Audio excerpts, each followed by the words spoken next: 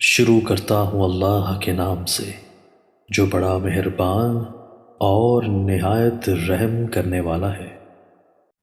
حضرت عبداللہ بن مسعود رضی اللہ تعالی عنہ نبی صلی اللہ علیہ وآلہ وسلم سے بیان کرتے ہیں کہ آپ صلی اللہ علیہ وآلہ وسلم نے فرمایا، جب تم میں سے کسی بھی شخص کی موت کسی علاقے میں لکھی گئی ہو تو اللہ تعالیٰ اس کے لیے اس علاقے کی طرف کوئی کام پیدا کر دیتا ہے۔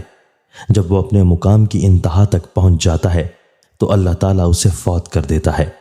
قیامت کے دن زمین کہے گی، اے رب، یہ وہ بندہ ہے جو تو نے میرے پاس امانت رکھا تھا۔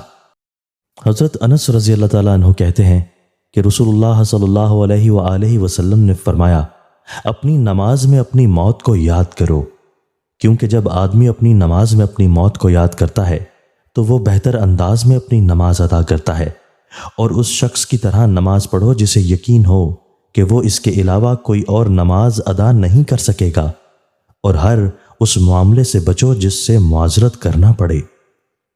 دوستو، اللہ تعالی ہمیں ان احادیث مبارکہ پر عمل کرنے اور اپنی زندگیوں کو سنوارنے کی توفیق عطا فرمائے۔ دوستو، اچھی بات پھیلانا بھی صدقہ ہے۔ ہمارے چینل اسلامک اردو پاکستان کو سبسکرائب کیجئے، لائک کیجئے اور ہماری ویڈیوز کو دوستوں کے ساتھ شیئر کرنا مت بھولیے، اور ہاں، کمنٹس باکس میں اپنی رائے کا اظہار کیجئے۔ آپ کے تعاون کا شکریہ۔